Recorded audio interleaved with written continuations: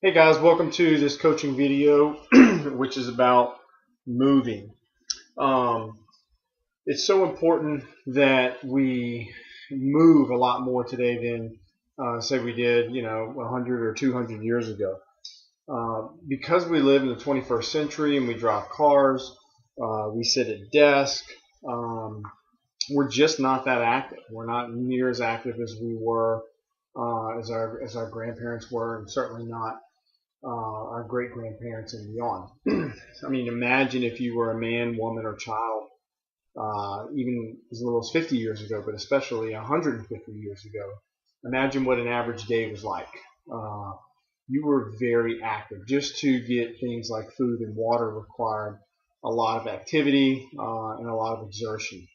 So the average person here in the 21st century, we just don't move enough. Even people in my industry who work in a gym all day, I would consider that um, a fairly, believe it or not, sedentary lifestyle.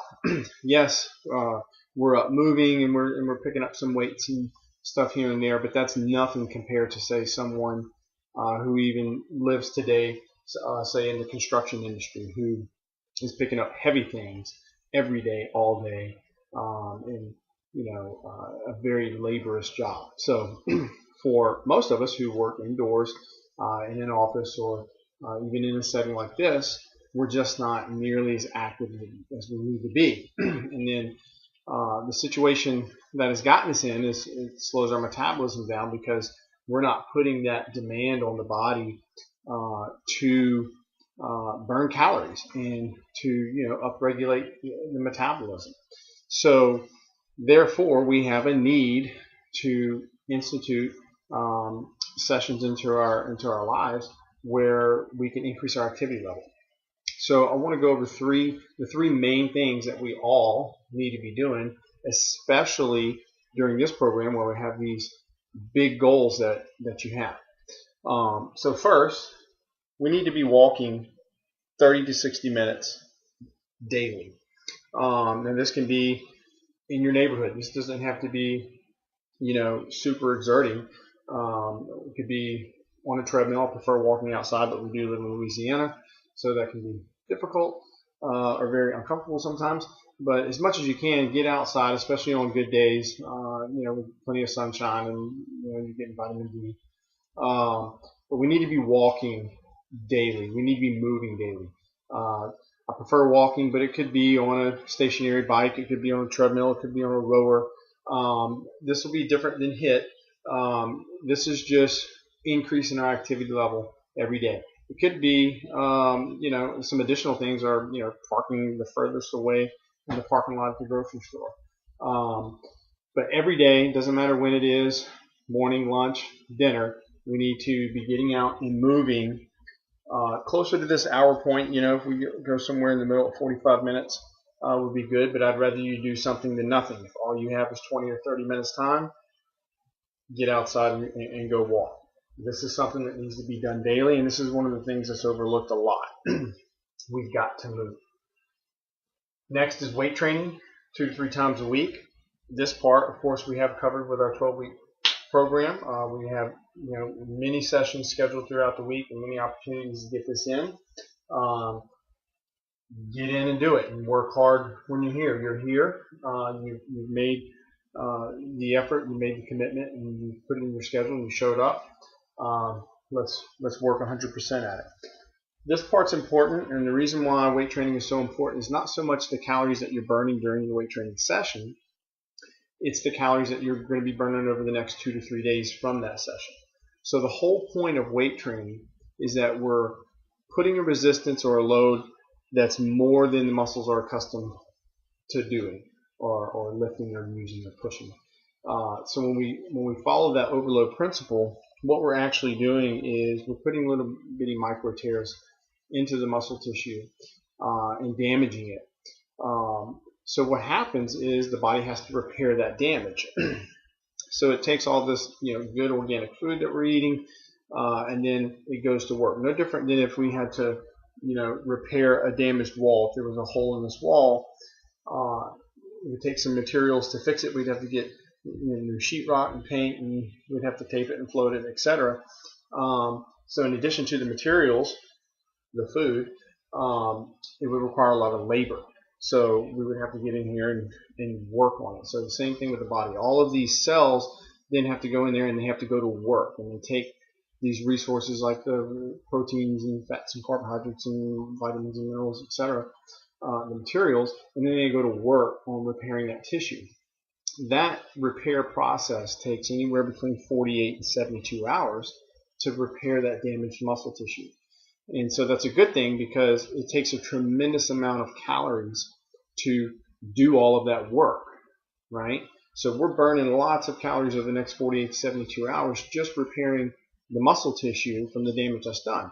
And so when the body repairs that tissue, it's going to build a little bigger and a little stronger. And that's good because lean muscle mass is a lot more dense than fat tissue, so it takes up less space. So we have a little bit stronger and a little bit bigger muscle, but all the fat that it burned during that repair process, we shrink and we're more dense, which is the whole point of getting stronger and toning and building muscle. In addition to all of those calories that were burned during that repair process, muscle tissue itself is very metabolically active, meaning it can't just maintain itself, whereas fat can maintain itself just fine. It doesn't require any additional activity. It doesn't. I mean, it can just be. Muscle tissue is very metabolically active, and it can't just maintain its size and tone.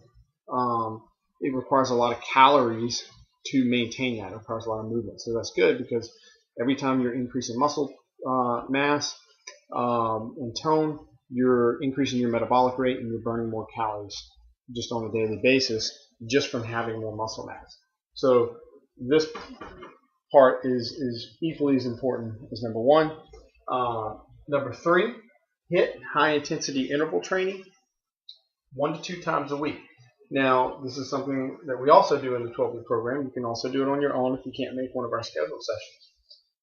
And this is a really important form of cardio that is the most efficient way of doing cardio for body composition goals, losing weight, inches, etc. So the whole point of high intensity interval training is that we're working at a 100% perceived exertion for a short duration of time. Now this is going to be where you get the most bang for your buck, rather than doing what we call a steady state cardio, where you're doing a steady state of intensity, usually a lower intensity for a longer duration. So if you were to jog 3 to 5 miles, or if you were to say go jogging for 45 minutes to an hour or longer. What you're doing when you're doing that type of cardio, and it's not that cardio is bad, because remember, there's no such thing as a good or a bad exercise. It's just that type of cardio is going to be, you're going to teach your body how to be very, very fuel efficient, which is great if you're training for a half marathon or a marathon, or you're training for a 5K, something like that, where you're trying to get really, really good at fuel efficiency so you can last for the long haul for a demand that you're putting in your body over a long period of time. And the problem with that is that's the exact opposite of what you want when you have body composition or weight loss goals. And the reason why that is because we're trying to do all the things that are necessary to increase your metabolic rate and burn more calories, not teach your body how to lower your metabolic rate and conserve fuel. So when we're doing cardio that lasts over a long time, over a long distance of duration, we're teaching our body to be very, very, very efficient on how it burns fuel, much like your car gets better gas mileage on the interstate when you put it on cruise control. We want a very inefficient metabolism. We want to teach our metabolism how to burn as many calories as it can. And that's where HIIT comes in. So we're putting 100% demand on the body where we can only maintain that type of intensity for anywhere between 30 and 60 seconds. If you can go longer than 60 seconds during a HIIT cycle, then that means your perceived exertion was not 100%. So if we put this kind of demand on the body, it can only maintain that type of intensity for a very relatively short period of time, and then it's going to take us a minute or two, and in the beginning sometimes longer, to recover from that so that we can do another cycle of it. So the good thing about HIIT is it's not very long. We want to work up to where we're doing 8 cycles of this work to rest ratio. So we're working really hard between 30 and 60 seconds, and then we recover for a minute up to 2 minutes. That's one. And we do it again. Work really, really hard for 30 to 60 seconds, recover for a minute or two, cycle number 3, and so on. So, we start out with a little, 4 or 5 minute warm up, and then we do our 8 cycles of this work to rest ratio, a little bit of cool down, and you're done in anywhere between 20 and 25 minutes.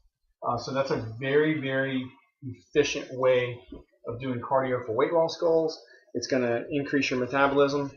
It's going to upregulate the thyroid and ensure that you are very fuel inefficient, which is what we want for the goals that most of us have.